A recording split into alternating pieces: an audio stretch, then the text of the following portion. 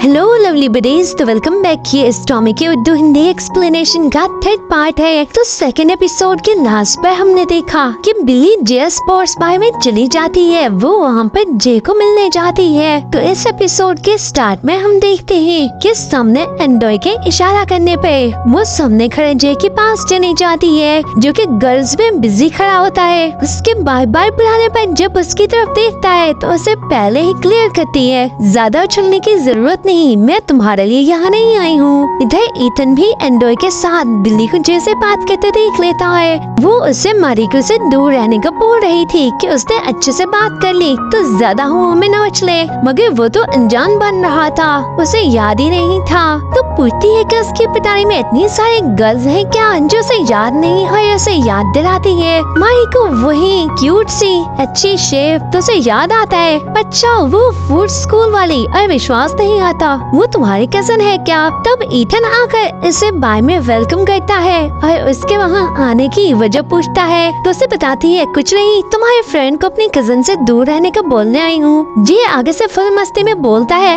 अभी वही गर्ल जिसका तुम लोगों को बताया वो उसकी कजन है, देखो वर्ड कितनी स्मॉल है। जिस पर उसको बोलती है, बिल्कुल तुम्हारी वर्ड तो और भी छोटी होगी, अभी अगर मैंने तुम्हें हंटिंग करते हुए देख लिया ना, मुझसे छुप नहीं सकते हो। और मैं सीरियसली बता रही हूँ कि वो सिर्फ कजन नहीं है, मेरी बहन है। अगर तुमने जरा भी कुछ किया ना तो मैं तुम्हें छोड़ूंगी नहीं। तभी अपने डैड से उसकी मोम को लेकर हार्ट टॉप करते हुए योनी भी उसे वहाँ पर देखकर उनके पास आ जाता है कि यहाँ क्या चल रहा है। तो उसे बोलती है, सबसे पहले तुम लोगों को गेट खुला कर अंदर आई तो उसके लिए सॉरी, मगर इस बात तुम्हारे लिए नहीं बल्कि जैसे बात करनी है मेरे को। उससे बोलती है, वैसे मैंने तुम्हारी अपॉलजी को एक्सेप्ट कर लिया है। वो सुनकर अपॉलजी तो बोलती है, हाँ तुमने टेक्स्ट किया था ना। बोलता है, मैंने कोई टेक्स्ट नहीं किया। बोलती है, तुम्हारा ही टेक्स्ट मिला है मेरे को, अगर तुमने नहीं किया तो फिर किसने सेंड किया। तभी एंडोय बोलता है, मैंने किया। ईथन बोलता है, और आइडिया मैंने दिया था। वो पूछते तो मतलब अपॉलजी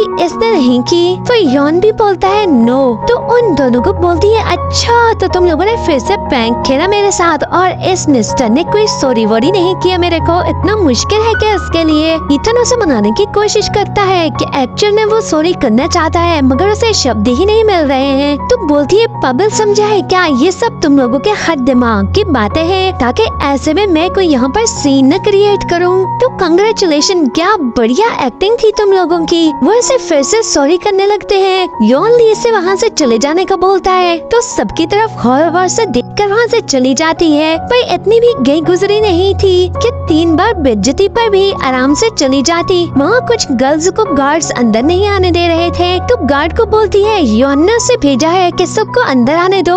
वो इन चारों की फैंस थी और पिक्चर्स लेने आई थी। गार्ड्स अंदर से जाकर पूछकर आने का बोलता है, तो उसे बोलती है वो किसी से बात करने में बिजी है, इसलिए तो उसने मुझे बोला है। फिर गर्ल्स को बोलती है, तुम लोग अंदर जा सकते हो, और एक गुड न्यूज भी है कि तुम लोग अंदर जाकर इन चारों को फ्री किस भी कर सकते हो, बिकॉज अंदर फ्री किस इवेंट चल रहा है। मगर स्पेशली योनली को जितनी मर्जी चाहो, जैसे चाहो, जहाँ चाहो उतनी किस कर सकती हो। वो सभी गर्ल्स तो सुनकर बेहद हैप्पी थी। फ्री की एंट्री, फ्री की किस, सबको अंदर एंटर करवा कर तो दम लेती है और गार्ड्स को थम अप करती है कि अपना काम बनता बाहर में जाए जनता। इधर वो तीनों योनली को सॉरी कर रहे थे कि उन्होंने उसकी हेल्प करने के लिए सब किया था, मगर वो बोलता है इनकी हेल्प की नीड नहीं है उसे, तो आगे से ऐसा कुछ भी मत करे। तभी जे देखता है कि मारिको और बिली एक जैसी दिख रही हैं, जस्ट लाइक सिस्टर्स। मगर ईथन और एंडोय उससे रिक्वेस्ट करने लगते हैं कि क्या वो इस गर्ल को अकेला छोड़ सकता है, वो और कोई बगलोली नहीं चाहते हैं। जे बोलता है बस फ्रेंड बना रहा था, मगर वो से बोलता है कुछ भी मत बना।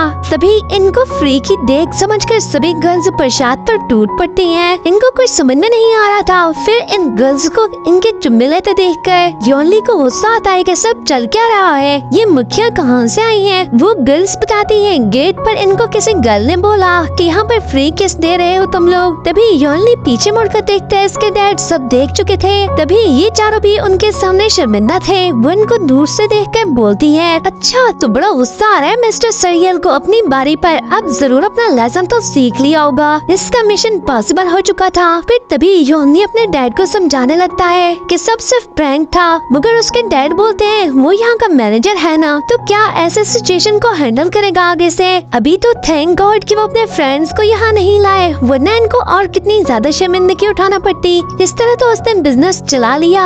इसने निराश होकर वापस चले जाते हैं। योनली बहुत ज्यादा अपसेट था बिकॉज बहुत मुश्किल से उसके डैड के साथ उसके रिलेशन अच्छे होने जा रहे थे, मगर सब पर फिर से एक बार पानी फेंक गया था। वो जैसे ही मुड़ता है, इसे वहाँ पर देख लेता है। वो उसके आगे से विक्ट्री का निशान बनाए खड़ी थी। इधर से वो तीनों भी उसके पास आते हैं। सब लोग उसे वहाँ पर खड़ा देखकर समझ जाते हैं कि पक्का ये कांड इसी ने किया है, मगर कोई कुछ बोलता नहीं है और वो वहाँ से चुपके से चली जाती है। वो जैसे ही घर जाती है, मारिको उसे ही खोज रही थी। उसके पूछने पर मारिको को प्रॉमिस लेती है कि वो जैसे नहीं मिलेगी। मारिको रीजन पूछ रही थी, बताती है वो इन प्ले बॉयज में से एक नंबर का प्ले बॉय है, मगर मारिको को इसकी बात का विश्वास नहीं आ रहा था। उसे बोलती है हो सकता है बिल्ली ने जे को गलत अंडरस्टैंड किया हो, उसका बिहेवियर सिर्फ फ्रेंडली हो, मगर बिल्ली से बोलती है वो बहुत कुछ अपनी आंखों से देख चुकी है, मगर मारिको कोई भी उससे प्रॉमिस नहीं करती है। इधर जे इन सबको बोलता है बिल्ली ऐसा करेगी, वो एक्सपेक्ट नहीं कर रहा था। एंडोय बोलता है बेचारी फेड अप हो गई थी हमसे, और क्या करती, उसे इसके ऐसा करने पर कोई एतराज नहीं है। इधर योनली चुपके से इन सभी की बातें सुने जा रहा था। उसके खराफाती दिमाग में कुछ और सोच रहा था बिकॉज उसे बहुत ज्यादा गुस्सा आया हुआ था। उसने अपने फादर को टेक्स्ट किया, मगर वो उसे कोई रिप्लाई नहीं कर रहे थे। इधर पूरी रात जे मारिको की पिक्चर बार बार देखता रहता है। एंडोय इथन अपनी लाइफ में हैप्पी थे। इधर बिल्ली को अपने घर पे ऐसा करने पर गिल्टी फील हो रहा था बिकॉज उसकी वजह से योनली के फादर उससे निराश हो गए थे और उसे ये सब कुछ देख कर अच्छा नहीं लगा था। वो इस दर्द को अच्छे से समझ सकती थी बिकॉज इस सब को वो फेस कर चुकी थी। जब उसके डैड उसके पास नहीं हुआ करते थे तो वो सहन बैठी सोच रही थी उसने कहीं कुछ गलत तो नहीं कर दिया है। तभी उसके डैड उनसे मिलने आते हैं तो अपनी सारी थॉट्स डैड के साथ शेयर कर देती है, जो उसे बोलते हैं अगर वो बाप बेटे को लड़ने पे बुरा फील कर रही है, उसे लग रहा है कि कुछ गलत हुआ है, तो सीधा जाकर योनी से सॉरी कर ले। वो बोलती है वैसे तो उसने कुछ गलत नहीं किया है बिकॉज अपना बदला लिया है, मगर इसका समय गलत हो गया। अगर उसके डैड वहाँ न होते तो सब बिल्कुल परफेक्ट था। तभी उसकी मम्मी वहाँ पे आ गई थी, जिसे देखकर उसके डैड जाने लगते हैं। तो बिल्ली अंदर खाने का देखने का बोलकर डैड को मोम के पास रुकने को बोलती है। उसकी मोम उसके डैड को खाने के लिए रोक लेती है। वो हैप्पी होते हैं तो बोलती हैं कि सिर्फ बिल्ली को हैप्पी करने के लिए वो ये सब कर रही हैं, अदरवाइज इनके मन में उनके लिए कोई फीलिंग नहीं है तो ज्यादा हैप्पी न हो। बिल्ली सुनकर के उसके डैड उनके साथ डिनर करने वाले हैं। हैप्पी होकर जल्दी से अपने छोटे भाई को बुलाने चली जाती है। सब बहुत हैप्पी थे।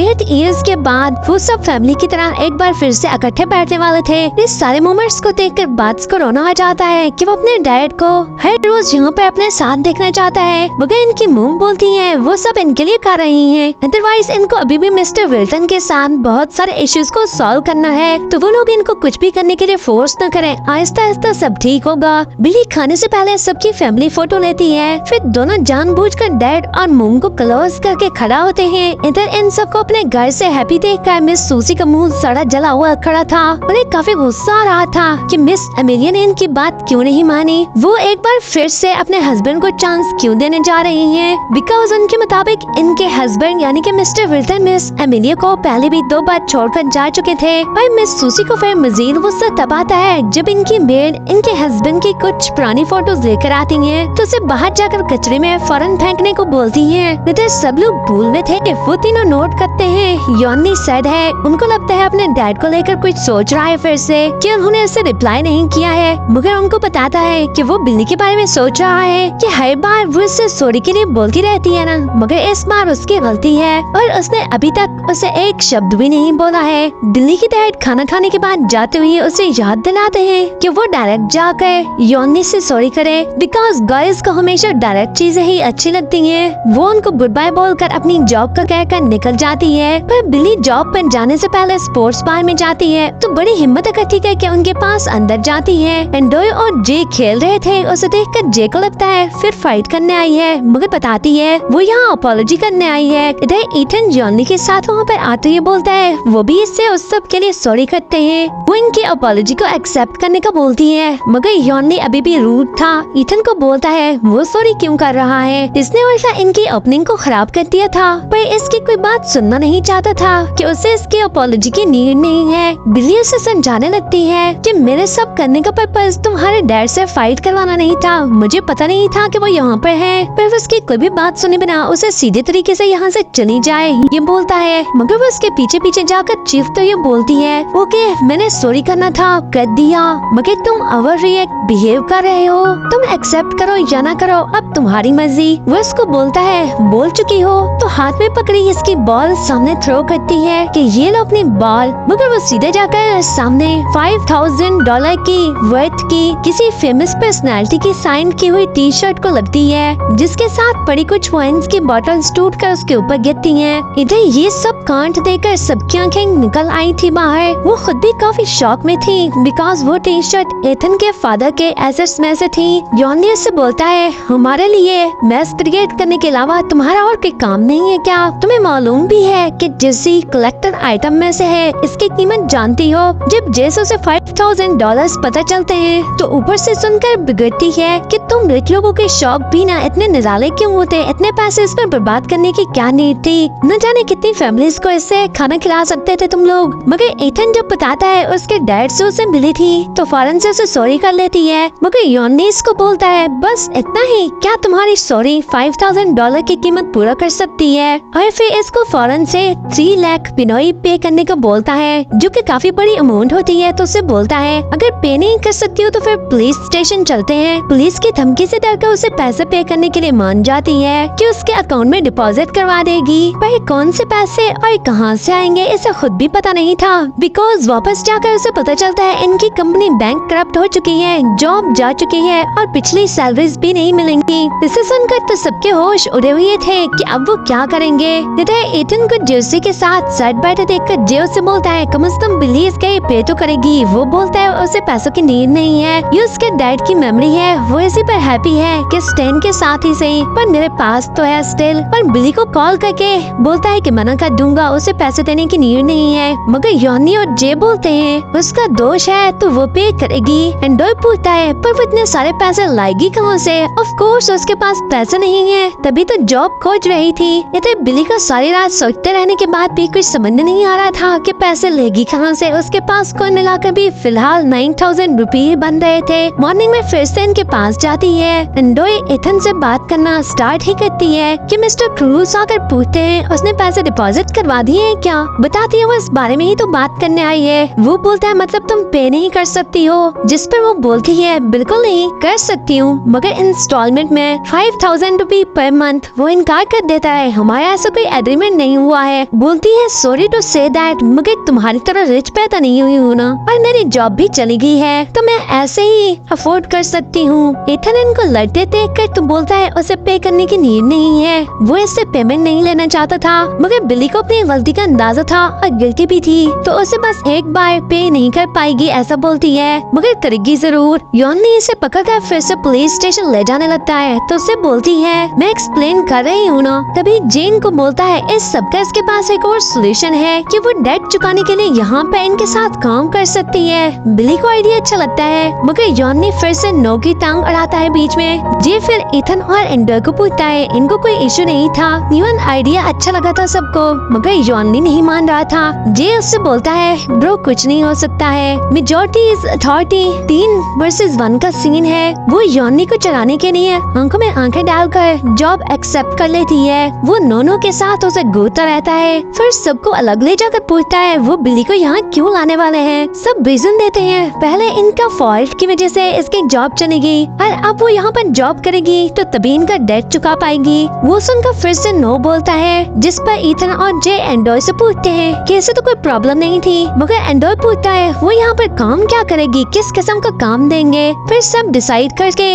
इससे इनकी असिस्टेंट की जॉब ऑफर करते हैं कि 10 मंथ के लिए कॉन्ट्रैक्ट होगा, 40,000 पे करेंगे, जिसमें से 30,000 डेट का कार्ड क्लियर करेंगे और जो भी उससे काम करने के लिए बोलेंगे वो उसे करना होगा। योनी एडिट करता है अभी पहले जान तो लो कहीं सीरियल किलर तो नहीं है, बोले तो किसी को टिपकाया हुआ तो नहीं है। तो उसकी तरफ देखकर बोलती है अभी तक तो नहीं, पर जल्द टिपकाने वाली हूँ किसी को, जिसे सुनकर सबको हंसी आ जाती है। फिर इनसे पूछती है कि वो पे थोड़ा ज्यादा नहीं दे रहे हैं, तो ईथन बताता है जॉब इतनी सीधी सादी आसान नहीं है, उसके हिसाब से पे बिल्कुल परफेक्ट है, तुम्हारी टाइमिंग फिक्स नहीं होगी, किसी भी समय बुला लेंगे और 8 आवर्स जब पूरे हो जाएंगे तब घर जा पाओगी। तो उसे बोलते हैं तुम्हें काफी हार्ड टाइम मिलने वाला है, जिसे देखकर उसे सोचते देखकर योनी को लगता है डर गई और जरूर पीछे हट रही है। मगर बोलती है उसे जॉब एक्सेप्ट है। वह ईथन को डील डन करने का बोलती है तो जे हाथ उसका पकड़ लेता है, मगर बिली को अच्छा नहीं लगता तो फिर उससे हाथ चढ़ा कर ईथन और एंड्रॉय को सर बुलाकर डील डन करने के लिए हैंडशेक करती है और लास्ट पर योनी को जलाने के लिए जे को भी सर का दर्जा दे देती है, मगर योनी को जरा भी घास नहीं डालती है, वो उसे ऐसे ही घूरता रहता है। इधर वो जाकर सारी बातें मारिको से शेयर करती है। जब उसे बताती है वो पहले तो उसे रूठ जाती है कि उसने इतना सब कुछ इससे छुपाया क्यों।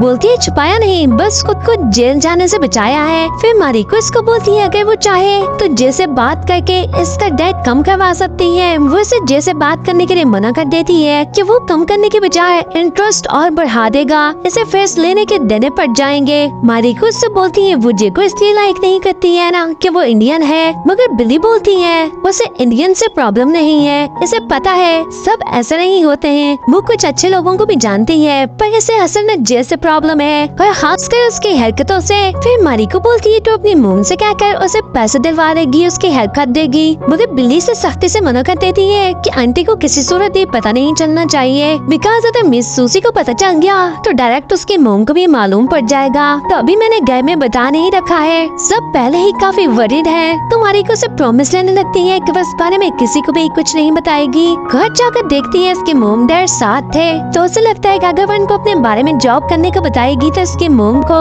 पसंद नहीं आएगा, इसके मोम डैड के बीच में फिर से फाइट स्टार्ट हो जाएगी। वो ये सब इमेजिन करके डर जाती है और इन लोगों को अपनी जॉब के बारे में कुछ भी नहीं बताती है, इसके बजाय इनके इकट्ठे होने पर अपने हैप्पी होने का बताती है, जिस पर इसके मोम डैड भी हैप्पी होते हैं। वह वो दोनों साथ में इनके लिए डिनर बनाने के लिए अंदर चले जाते हैं। मारिको हैरान थी उसने जॉब का क्यों नहीं बताया, तो बोलती है वो डरती है कि इसके मोम डैड सुनकर अच्छा नहीं लगेगा, वो चुपके से डेट चुकाकर जॉब क्विट कर देगी बस। इधर जे ग्रुप को जॉगिंग करते हुए एक गर्ल दिखती है, उसकी फिगर पर सभी मन मिटते हैं और उस गर्ल को ताड़ने के लिए दूर दूर बैठकर उसे देखते रहते हैं कि क्या हॉट सेक्सी फिगर है। वो गर्ल भी अच्छे से जानती थी कि ये लौंडे उस पर अपना दिल हार रहे हैं। वो भी इनके सामने खड़े होकर तो एक्सरसाइज करती रहती है। तभी इन सभी की गालें टपकते देखकर एंडोइन को याद दिलाता है इसको छोड़ो, बिनी आज जॉब पर आने वाली है। योनली बोलता है नहीं आएगी, सिर्फ हमसे पीछे छुड़ाने के लिए ड्रामा किया है उसने। वो जानता है इस तरह की गर्ल्स को।